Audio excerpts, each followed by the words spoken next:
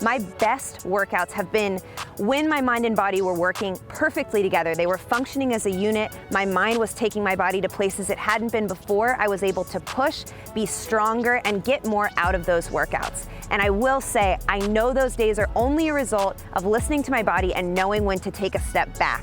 Because when you take a step back in the form of a rest day, you're actually putting yourself a step forward in being prepared to do better work on those days that you train.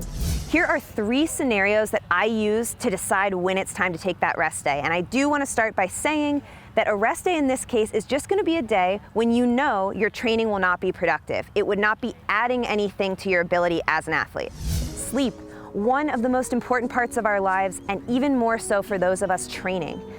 There are a lot of ways to know that you're low on sleep or low on rest, and here are a few of them. The first thing is going to be slow reaction time. You can notice this even in your driving when you're tired.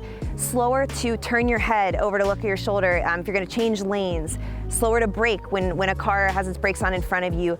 Basically, you're just not functioning as efficiently as you normally are. That same thing happens when you go out for that workout. You're picking your feet up maybe with less aggression, less technique. You're gonna trip over that small stone or just really not be reacting in the time that you normally do, and it becomes frustrating. That's the first sign. Second thing is gonna be your hormone balance, just your general stress level. Our cortisol levels go up when we are not properly rested, and we start to see things like more impulsive decisions around food. If we wake up and we're irritated, don't really have the patience to make a smart decision and go for that healthy choice, we grab a Pop-Tart or a bar or something with high sugar because it's easy. Same thing with dehydration. You might not have the same reactions or notice when you're getting low on that water intake because it takes effort, again, to plan out your water intake. If you set yourself up for that training and you don't have any of your proper nutrition or hydration dialed in, that's gonna be a problem.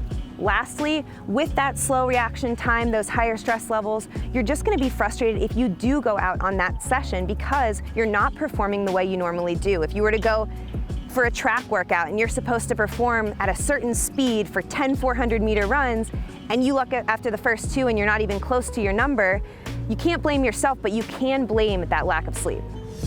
So the takeaway for you guys, if you have gotten less than 12 hours of sleep in combination across the last 2 nights, less than 12 hours, it is likely time for a rest day.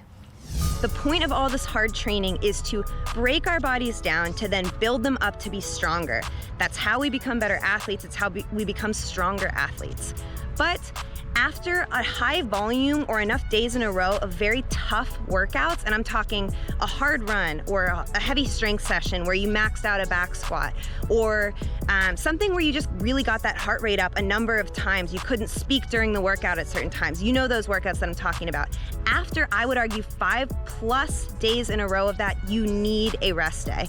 You need time to repair the body, give yourself back that recovery time so that you can reap the benefits of all that training you did. And it doesn't matter what type of workouts you're mixing up, you're working different body parts, stress is stress, and that 24-hour recovery period is going to allow you the space to not get injured and come back stronger on that next workout. Now, a lot of you watching this right now are likely training for something specific, whether that's a race, 5K, half marathon, something like that, or just a physical event, Spartan race, Tough Mudder, something around that. If you are new and you are just beginning to work out, you might not have an event you're looking forward to yet, but you will eventually. That happens to the best of us, and this will be applicable to you as well. You have to have the courage on race week to trust the process. That week is not about building more fitness, but it's about letting everything you've done so far settle in. Your workouts are designed to be snappy, keep you feeling really fresh and ready to go on that race day. You're not trying to kill yourself for that extra little ounce you're gonna squeeze out, because honestly, you don't feel the benefits of those workouts for 1 to 2 weeks following. So you wanna focus on the race itself. And that final piece of that race week is rest. The extra sleep, the extra naps, those things really add fuel to the fire there. And you can take that time in the 1 to 3 days before that race. At least one of those days should be a full recovery day. Let everything sink in. Let all of your training kind of resonate with you and just get that extra little boost for that perfect performance. And if my mind is not sharp and functioning, I start to see failure. It's been